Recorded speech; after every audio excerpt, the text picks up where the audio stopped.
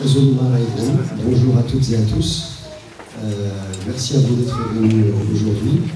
Alors avant toute chose, j'aimerais qu'on remercie la municipalité, la ville de Montreuil, qui nous permet de venir dans cette salle. Et qu'on est dans un contexte sanitaire encore un peu difficile et qu'on essaie de reprendre un semblant de vie culturelle, associative un peu pas normale. Donc moi, je remercie au nom du comité de soutien du mouvement Réforme de France. Donc ici, on est réunis dans cette salle pour la présentation du livre de M. Dr Mohamed Lashkar, L'exilé de Mogador. C'est un roman historique, mais on est ici aussi en même temps pour célébrer un anniversaire. Alors quel est cet anniversaire qu'on va célébrer? C'est un centenaire, c'est pas n'importe quel anniversaire. De l'année dernière, en 2021 jusqu'en 2026, durant 5 années, on va célébrer le centenaire de la guerre du Rif. L'année dernière, en 2021, c'était le centenaire du début de cette guerre qui a eu lieu entre la République du Rif, la France et l'Espagne. Et en 1921, il y avait lieu ce que vous connaissez sûrement, à savoir la bataille d'Anouel, qui était une victoire du fondateur de la République du Rif, Mohamed Ben Abdelkrim al-Khattabi, contre l'armée espagnole du général Silvestre, le 19 juillet 1921. Donc l'an dernier, c'était le centenaire du début de cette guerre. C'était le centenaire du début de cette guerre et aussi un symbole d'espoir pour les peuples opprimés, colonisés à travers le monde face au colonialisme occidental. Et cette année, c'est aussi un petit anniversaire particulier qui va concerner donc directement le personnage central du roman Dr Mohamed Lashkar. C'est le caïd Haddo Ben Hamou Lekhel, qui était un membre éminent, mais pas très connu, mais un membre éminent du gouvernement de la République du Rif. Et en 1922, cet homme a effectué une visite, une sorte d'ambassade non officielle, officieuse, à Paris, en France, alors qu'à ce moment-là, la France et l'Espagne étaient quand même alliés pour coloniser le Maroc.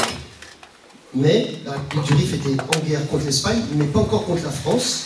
Et à ce moment-là, c'était un événement assez particulier, puisque le Rif, la République du Rif, a envoyé une délégation rifaine, théoriquement en territoire ennemi, mais officieusement en territoire encore neutre.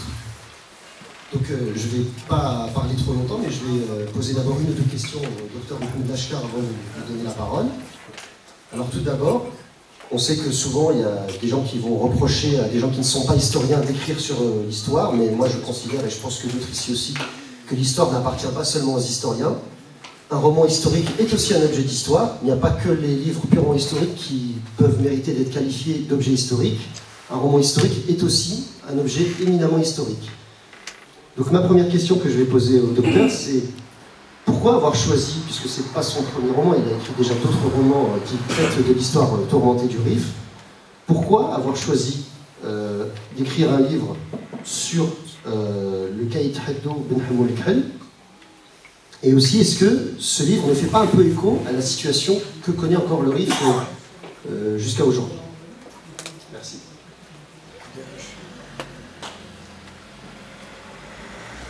Tout d'abord, bonsoir. Merci de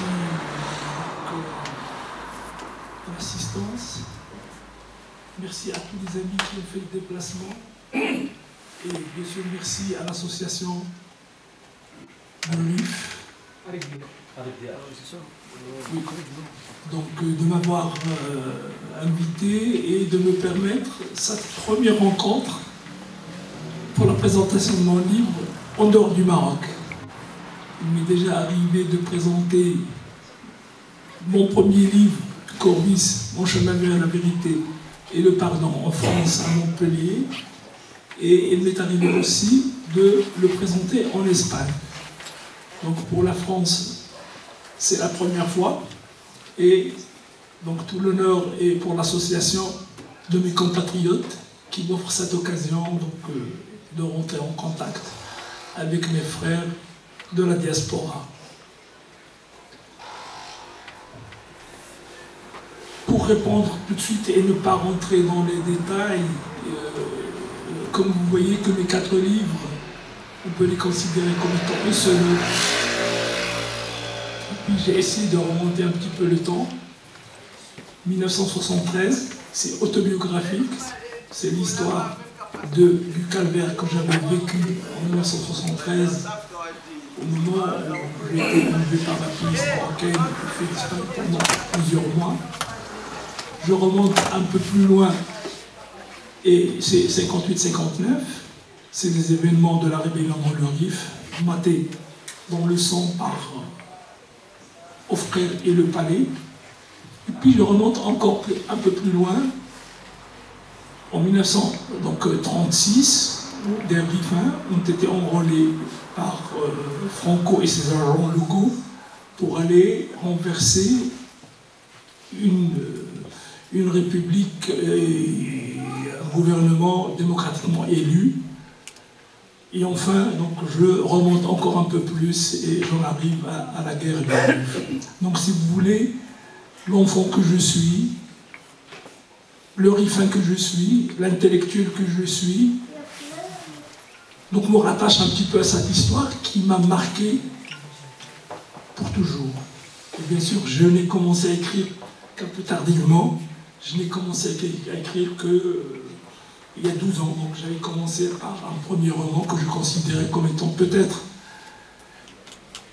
le premier et le dernier. Parce que je n'avais pas vocation à écrire. Je suis médecin, chirurgien, je m'occupe d'une clinique.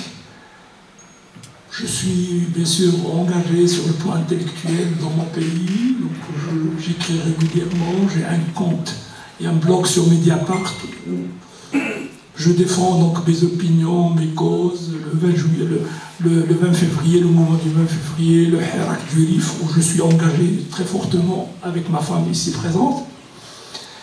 Et on en arrive au quatrième roman. Donc dans tous les cas, moi je voulais toucher la guerre du Rif. Après la guerre d'Espagne, je pensais qu'il fallait donc apporter un regard, et c'est un regard un peu différent de ce qui a été écrit, et je peux dire qu'il y a des sujets qui n'ont jamais été traités, ni par les historiens, ni par la presse, ni dans la littérature d'une façon générale. Les événements de 58-59, il n'y a rien d'écrit. La guerre civile du côté marocain, c'est-à-dire que les combattants qui sont partis, qui dont leur point de vue n'a jamais été donc apporté. Et puis par rapport à la guerre du Rif, c'est là où il y a un problème. En fait, il y a une pléthore d'écrits sur la guerre du Rif, mais comme l'ont souvent dit donc les professeurs avec qui j'ai présenté mon livre dans des universités marocaines, surtout des professeurs de littérature, parce que effectivement, peut-être qu'on aura l'occasion d'en parler, la dimension littéraire de mes écrits, y compris le premier qui est autobiographique. Et donc, ça m'a permis, donc en écrivant ce livre, en choisissant une personnalité quand même unique. Qaïd Haddo, le Khal n'était pas n'importe qui. De par d'abord ses origines, il ne fait pas partie de la tribu et de la famille d'Abdelkrim. Tout le monde sait que Abdelkrim, donc c'était beaucoup plus au début, moi je parle surtout du début, une affaire de famille, ensuite de tribu. Et tous ses ministres, tous ses proches collaborateurs étaient de la même tribu. Qaïd Haddo, il appartient à une autre tribu. Ça c'est le premier intérêt. Deuxième intérêt, c'est qu'il n'avait pas grandi dans le Rif. C'est un enfant qui était obligé, avec sa famille, de fuir le Maroc, persécuté par l'armée du sultan, qui venait souvent faire des razzias dans le Rif méditerranéen, accusant donc les habitants de la région de faire de la piraterie. Donc il était, à l'âge de 6 ans, obligé de quitter avec sa famille, avec son oncle en particulier, et d'aller s'installer en Algérie. Et puis, sa vie dans cette région, donc à la frontière entre le Maroc et l'Algérie, c'est une vie de, disons, de dandy, de pirate, et de quelqu'un qui s'est formé donc, en se frottant à la haute classe de la région. Il connaissait tous les dirigeants de la colonisation française, mais il connaissait aussi donc, les hommes puissants dans le trafic, et enfin, quand il est revenu, donc quand Abdelkrim, après la bataille d'Anouel, effectivement, après la bataille d'Anouel, le 20e juillet, dont nous célébrons le centenaire, et moi-même, Donc je tiens à préciser que j'avais tenu à ce que mon livre sorte exactement quelques jours avant cet anniversaire, et j'avais tenu aussi, avec d'autres amis de l'Husseima, de le célébrer en présentant mon livre, et c'était une première, et c'était un événement, disons, qui comblait un petit peu le vide, voire même parfois le mépris de la part de nos officiels, un événement aussi important. Et Dieu sait que du côté espagnol, par exemple, tous les événements culturels, artistiques, cinématographiques, consacrés à cet anniversaire, et même du côté français, un peu timidement, et je peux même dire qu'il y a une revue algérienne qui a consacré un numéro spécial à cet événement, avec la participation de plusieurs historiens marocains, dont le professeur Moustapha Bouaziz, ici présent avec nous, et qui nous honore par sa présence. Donc, si vous voulez, la suite de l'intérêt de ce personnage, c'est qu'il était très indépendant par rapport à Abdelkrim. Il avait un regard très critique aussi. Il avait de grandes relations avec la France, mais en même temps, disons qu'au début de son intervention, c'était quelqu'un qui était assis entre deux chaises. Il tenait à ce que le RIF ne fasse pas la guerre contre la France, mais il tenait aussi donc, à ce que la France aide le RIF. Et effectivement, c'est ce qui s'est passé pendant les premières années de la guerre du RIF, quand elle était venue. Et le plus grand intérêt que moi je trouve dans ce personnage, c'est que le rôle qu'il avait joué sur le plan humanitaire, et ça je crois que les historiens ne lui attachent pas beaucoup d'importance, c'était le monsieur qui s'était occupé des prisonniers d'une façon générale. Et Dieu sait qu'il y a un témoignage d'un des prisonniers espagnols qui a été libéré et qui a fait donc un témoignage vraiment désastreux sur le comportement de Qaïd Haddou vis-à-vis des prisonnières espagnoles. Il s'est avéré par la suite que c'était archi faux et qu'il ne s'agit ici pas de Qaïd Haddou qui commettait ces atrocités, ces violences vis-à-vis des femmes prisonnières, mais c'était un autre Hammou.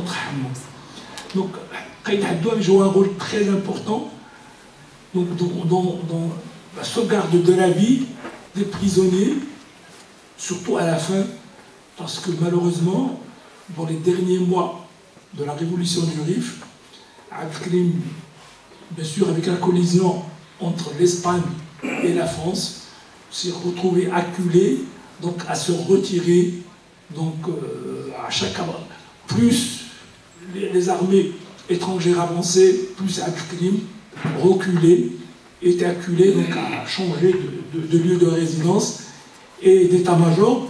Et en même temps, donc, il se faisait accompagner par les prisonniers qu'il y avait, et en particulier les prisonniers français. Parce que pour lui, c'était quand même un capital.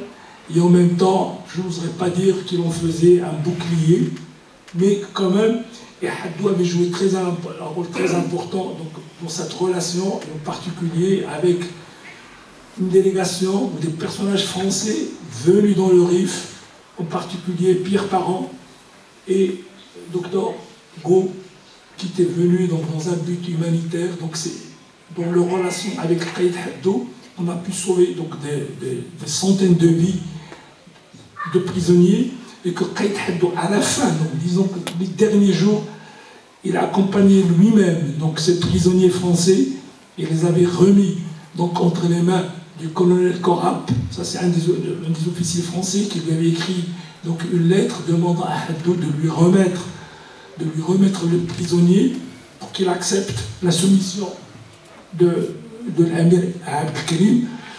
Malheureusement, le traitement de la France à la fin avec Qaïd Haddou était un traitement incompréhensible. Donc, il a été donc, soumis donc, à un exil à Souera, d'où le titre un peu romanesque, si vous voulez, cinématographique du titre L'île exilée de Mogador. Et Mogador, la ville où était atterri donc le Qaïd Haddo. Je sais qu'aujourd'hui, j'ai présenté mon livre à Souera. Vous ne pouvez pas imaginer l'intérêt des gens de Souera pour donc Qaïd Haddo, parce que en fait, on a l'impression que les historiens se sont intéressés donc seulement à la vie de Qaïd Haddo pendant la guerre du Rif. Et moi, donc, sur les traces de Qaïd Haddo, donc, je suis parti à Souera. J'ai rencontré une des personnes qui sont les plus proches aujourd'hui, donc vivant, un grand médecin qui veut rester dans l'anonymat et que moi, donc, m'a fait ses confessions. Et bien sûr qu'il a lu le livre, qu'il a apprécié et qui l'a touché terriblement.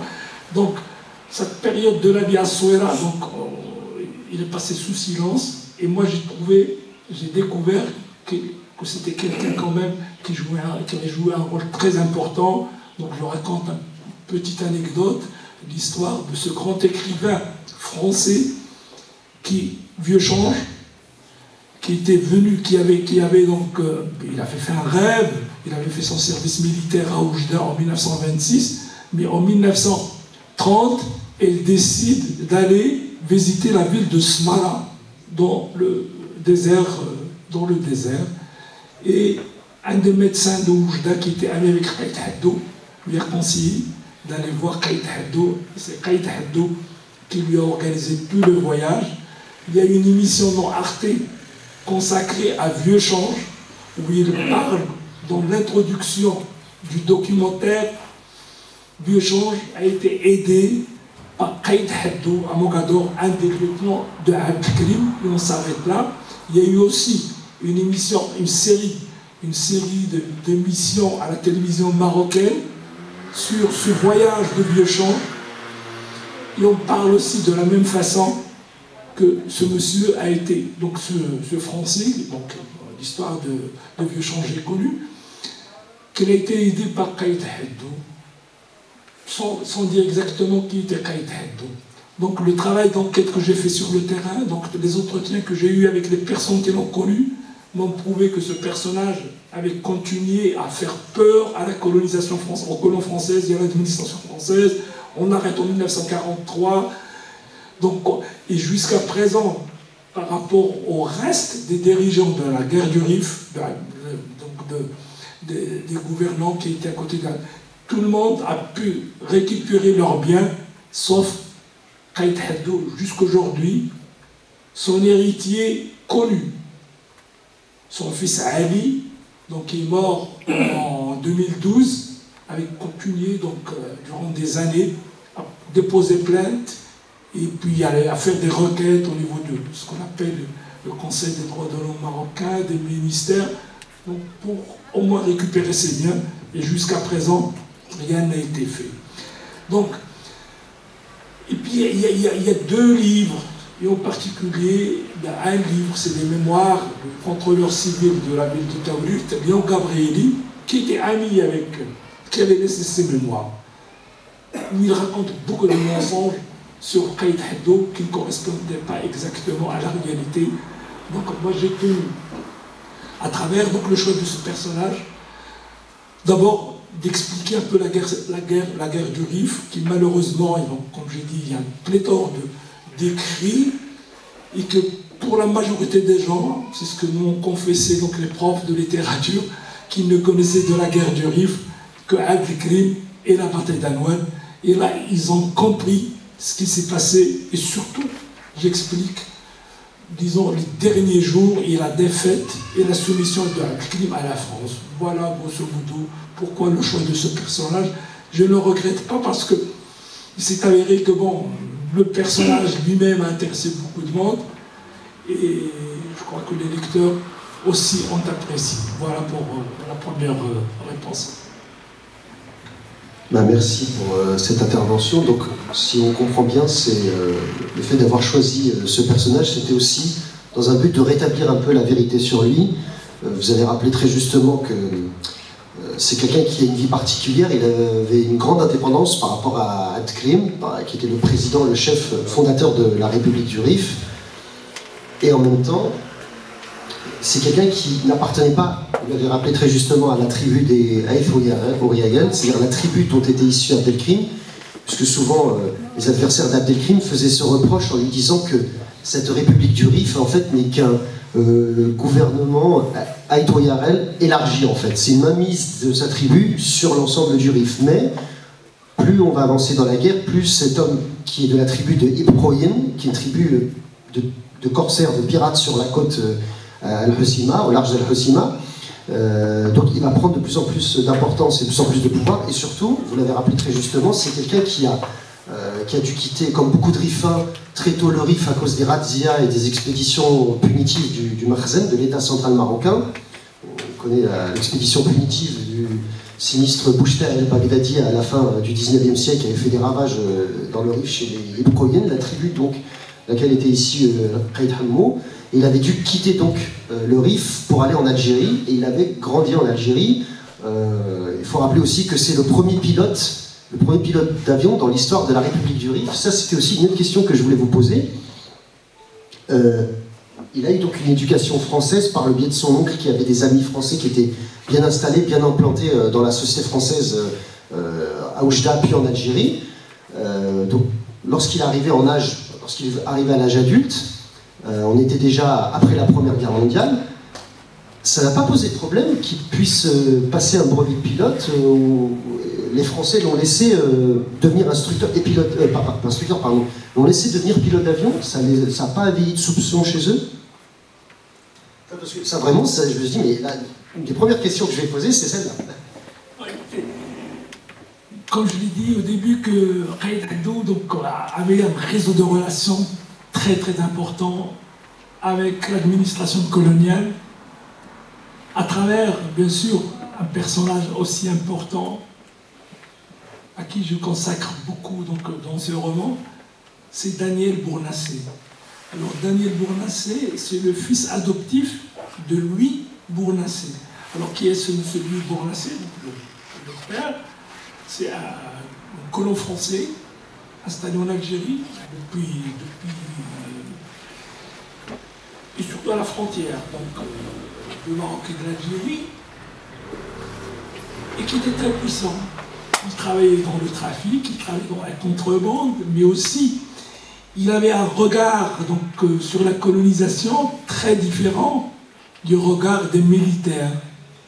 Donc il pensait que le Rif, le sol du Rif, contenait des richesses extraordinaires, et s'était intéressé beaucoup, mes amis qui sont dans la région de Nador, à Marcheka et toute sa partie où ils ont fait énormément d'exploitation, de recherche, de négociations avec l'Espagne pour pouvoir faire des échanges. Et comme je dis, c'était un grand ami aussi de l'UOT. Quand il est mort,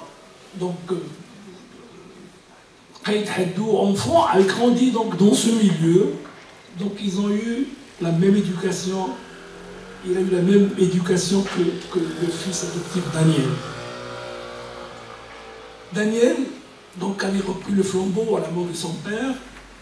Il avait la même vision. Donc il était contre le règlement de la guerre, de la situation dans le Rif à travers la violence. Ils étaient contre les Espagnols, le père et le fils, ils étaient vraiment contre les Espagnols. Ils pensaient que la France pouvait prendre en charge le Rif sans l'occuper, mais qu'il y avait de fortes possibilités de s'entendre, très importantes en ce sens. Donc, tous les premiers contacts qu'il y a eu avec la colonisation, avec l'administration coloniale française, dans la région de Taourir, de Gersif, Oujda, se faisait à travers Daniel et à travers Haddou. Donc, Daniel, Haddou, sans aller très loin dans sa formation, donc on ne le connaît pas très bien, donc on n'a pas trouvé de documents sur son niveau réel de formation. Tout ce que je sais, c'est que lors des négociations de Oujda. C'était vers la fin de la guerre du Rif en 1926, quand il faisait ses conférences de presse sans avoir un papier devant lui. Il le faisait en français. Et moi, j'ai travaillé beaucoup sur la presse. Donc, dans ma documentation, moi, les livres d'histoire écrits sur la guerre du Rif sont connus. Aujourd'hui, j'en ai découvert un à la FNAC et je l'ai acheté. Mais disons que moi, j'ai travaillé beaucoup sur la presse. Et Daniel avait un journal à lui-même. Il s'appelait le Melouia. En même temps, comme le fleuve, oui, comme le fleuve, et en même temps, il était correspondant d'un grand journal français, d'un quotidien du soir, l'Intransigeant, un journal de centre-gauche, qui avait un tirage de 400 000 exemplaires par jour. Donc, Daniel était correspondant avec eux. Pendant la Première Guerre mondiale, Haddou a été utilisé, ça, bon, on le connaît, il y a des documents vérifiés, a été utilisé comme espion par la France. Donc il faisait un travail d'espionnage contre les Espagnols, qui eux travaillaient pour le compte de l'Allemagne. Et donc, Haddou a été arrêté. Donc là, je raconte un petit peu dans le livre cette fuite congolesque de l'île de Chaparinas. Donc il s'est enfui de nuit, donc il est arrivé à la nage jusqu'à... Pendant donc, sa Première Guerre mondiale, donc les sources que j'ai pu trouver, donc de la formation, c'est que Haddou a été appelé, je crois que c'est un choix volontaire de sa part, d'intégrer l'armée française. Et c'est au cours de cet enrôlement dans l'armée française qu'elle a pu profiter donc, pour apprendre donc, à piloter les avions. Il y a beaucoup de controverses sur cette question, je vous le garantis, mais moi j'ai des preuves que Haddou conduisait l'avion. Pendant les négociations, les derniers jours, donc le mois d'avril 1926, il était venu plusieurs fois pendant les négociations, interrompant donc les négociations entre la délégation rifaine conduite par Azarkan, le ministre des Affaires étrangères, et bien sûr avec dans la tête pensante reste Qaïd Haddou, et la délégation française et espagnole de l'autre côté. Donc souvent la délégation rifaine, pour gagner du temps, et ça je l'explique très très bien dans mon livre, quelle était réellement la position de l'émir par rapport à ces négociations. D'ailleurs, j'ai nommé un chapitre « Ni oui, ni non ». Haddou ne comprenait pas la position de l'émir, donc il prenait l'avion de Gursif, donc il y avait un petit aéroport à Gursif, il venait dans le Rif, il passait une journée, parfois il passait 2 journées avec l'émir pour lui demander quelle serait la position à prendre vis-à-vis des propositions, parce que la délégation française et la délégation, surtout la délégation française, ils sont venus avec une décision ferme, donc à ce que Al-Krim quitte le Rif, à ce que bon, le reste, un désarmement, il y a toute une série d'exigences, et la délégation rifaine donc demandait de revenir donc, consulter avec l'émir, et c'est Haddou qui venait.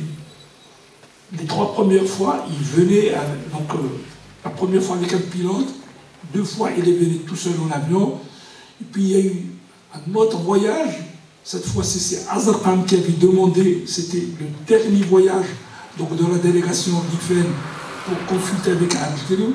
Là c'était Azarkan qui avait demandé d'aller consulter parce que les Français leur avaient donné un ultimatum, c'est-à-dire que ou vous acceptez nos conditions, ou c'est la reprise de la guerre parce que la guerre avait été interrompue, et surtout revenez avec les prisonniers. Et donc on avait mis à la disposition de Azarkan un bateau militaire pour faire donc, le voyage. Donc la France était très compréhensive. La France, il y avait 2 grandes tendances dans le gouvernement français. Il y avait bien sûr le fameux Pétain, le polémique, donc il avait joué un rôle terrible dans la guerre du Rif. C'est lui qui a vaincu le Rif. Il a utilisé toutes les techniques possibles et imaginaires pour vaincre. Oui, le bombardement chimique, c'est beaucoup plus les Espagnols. Mais lui, donc, il a mobilisé et on lui a mis Donc on a mis à sa disposition les moyens, alors qu'on refusait ces moyens avant à Pétain, à Aliotte plutôt. Donc voilà, Haddou, donc Azarqani ne voulait pas partir seul dans le Rif. Donc il a supplié Haddou pour l'accompagner. Haddou n'en voulait plus de revoir pour la énième fois l'imam pour lui dire ni oui ni non. Mais il a été obligé, donc, pour faire plaisir donc, à Azarqani, de l'accompagner dans ce bateau. Donc ils arrivent, ils voient avec l'émir, question de gagner du temps, les tribus, ils tiennent toujours. Donc même s'il y a une reprise de la guerre, on pourra encore tenir. Alors que Haddou savait, dès le début, dès 1925, que si jamais le Rif fait la guerre à le Rif, c'était la fin de l'histoire du Rif, à la France.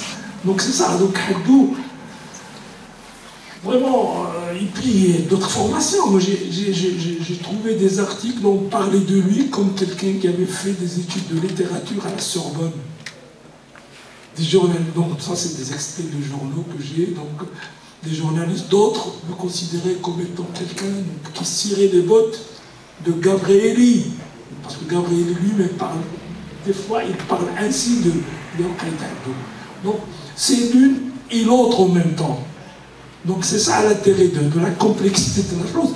Et puis dans mon livre, par rapport aux autres personnages, c'est la même chose par rapport à l'Amir. Donc c'est une démystification un petit peu de ces personnages, de ces héros qu'on considérait comme étant donc, descendus du ciel, alors que, et par rapport un petit peu pour aller dans la question que vous avez posée, de la tribu, du rôle joué par la tribu.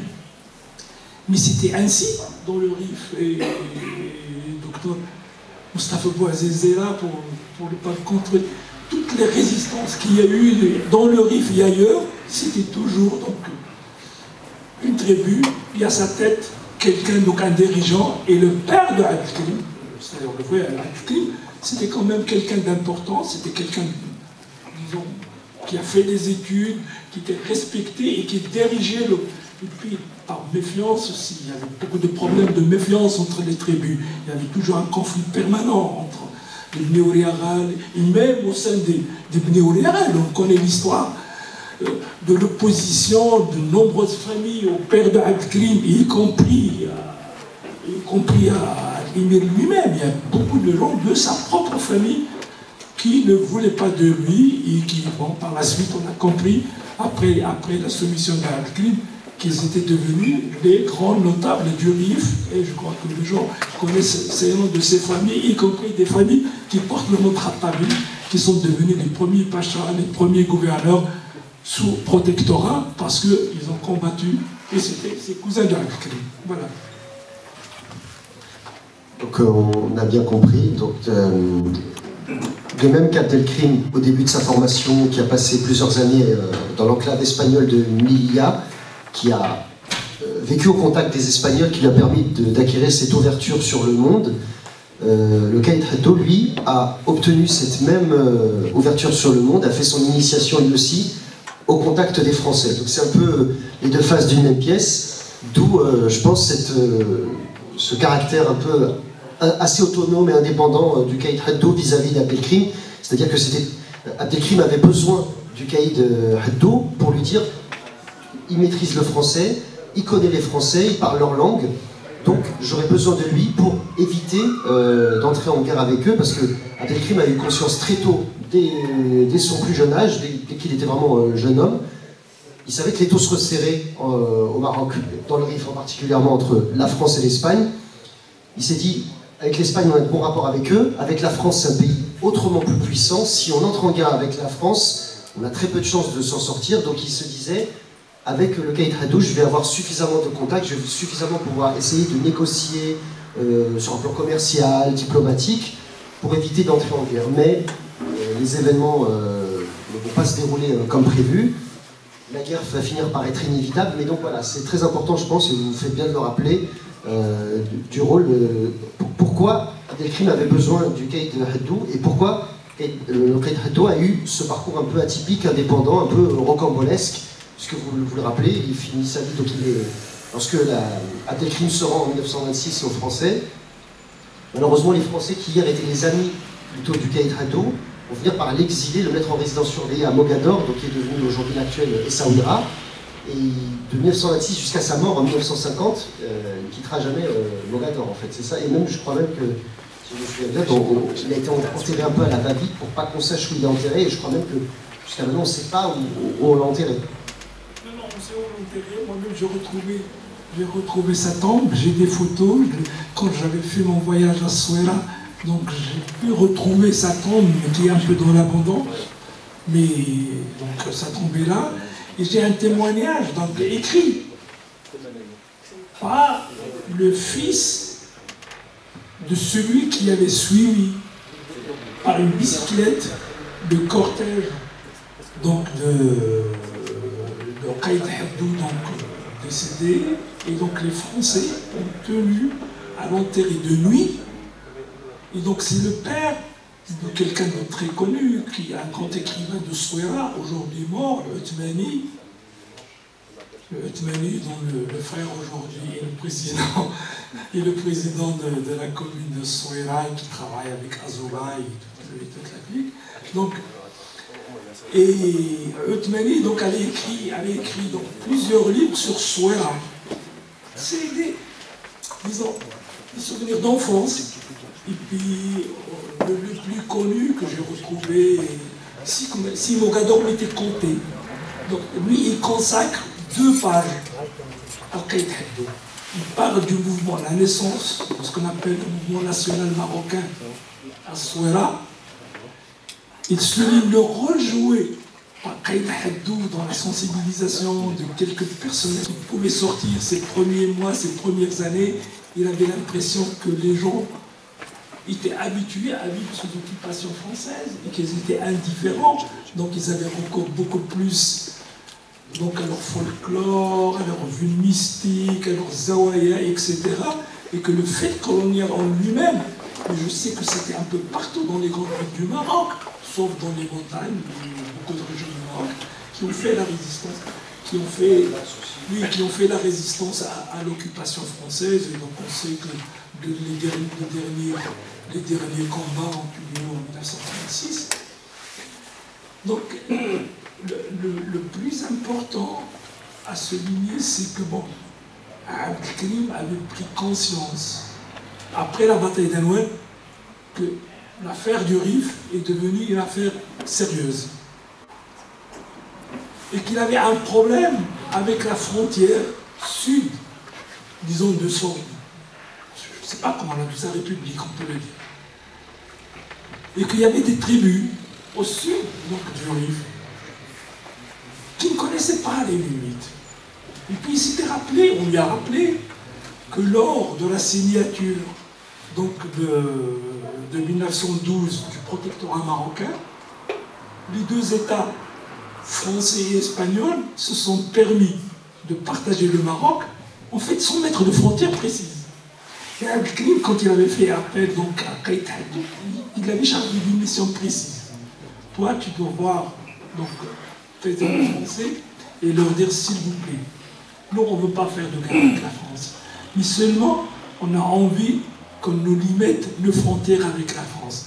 Parce que j'ai des problèmes avec les tribus qui vivaient de part et d'autre de la soi-disant frontière qui était une frontière naturelle, le Wad Ourra, enfin le Wad Ourra, il connaît toute l'histoire avec Darqaoui et tous les cahiers de collaborateurs de la France, et qu'il y avait des tribus qui ne savaient pas où se situer par rapport donc, à la colonisation, sont-ils, et ça, je crois d'une façon générale, le Maroc, moi les gens partaient au souk, échanger, et puis il y avait des tribus, quand ils ont vu que le Rif commençait donc à croire qu'ils pouvaient vaincre la colonisation, eux-mêmes, ils commençaient à prendre les armes, ils commençaient à contester la présence de la France.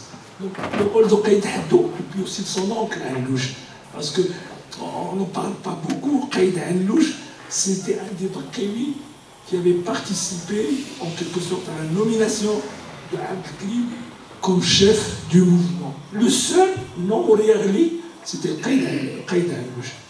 Et c'est Qaïd Anlouche qui était parti. Et Qaïd Anlouche est revenu plutôt dans le Rif. Il avait de très bonnes relations avec la France, parce qu'il avait vécu lui aussi en Algérie, et souvent, dans des situations très difficiles, le Mir Abdelkrim fait appel aussi à Al-Louch d'aller négocier avec les Français, et surtout de leur dire, écoutez, on n'a pas intérêt à faire la guerre, et qu'on était prêt donc, à vous faire des concessions. Et bien sûr, de leur côté, les Français, ils avaient apporté tout le soutien à Abdelkrim, y compris le rachat donc, des matériaux récupérés pendant la bataille d'Anouel, et pas les avions ni les armes, parce qu'il y a certaines rumeurs qui parlent qu'Abdelkrim vendait à la France les armes récupérées pas sur la guerre, sur les Espagnols pendant la guerre d'Anouel. Par contre, il leur vendait beaucoup de matériaux, des voitures par exemple. Il a gardé 2 voitures, dont une pour lui, et c'est Qaïd Haddo qui l'avait mis en marche lors de son premier séjour. Voilà, je crois qu'on pourrait peut-être donner. Oui. Juste pour terminer, donc vous vous rappelez aussi le rôle de son oncle, Qaïd Al-Louch, puisqu'il faut savoir que, pour ceux qui liront ce roman ou ceux qui l'ont déjà lu, donc Qaïd Haddo a été orphelin très tôt, il a perdu son père très jeune. C'est aussi ça qui a poussé son oncle à s'occuper de lui, à le prendre sous son aile et à dire à la mère de Qaïd Haddo, je vais l'emmener en Algérie, puisqu'il n'a plus d'avenir ici, c'est très dangereux, et il faut absolument que je l'emmène ailleurs pour qu'il puisse ensuite voler de ses propres ailes. Donc, vous faites bien de rappeler que Qaïd Al-Louch a eu un rôle déterminant, a été vraiment l'élément déclencheur dans la vie future de Qaïd Haddo.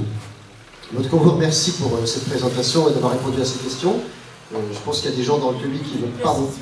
C'est que le fils de Qaïd Haddo, ça c'est des anecdotes récentes, disons d'actualité d'aujourd'hui, c'est que le fils de Qaïd Haddo, Ali, né en 1932, s'était marié avec la petite fille de son oncle Al-Louch. Et aujourd'hui, bon, c'est des gens avec qui je suis en contact, donc bon, qui se sentent un petit peu revalorisés, parce qu'en fin de compte, il y a quelqu'un, bon, c'est un devoir, c'est un devoir de mémoire, qui a essayé de mettre en lumière donc, un personnage qui avait joué un rôle très important. Donc c'est une famille aujourd'hui unie, et la méthode. Merci à vous en tout cas.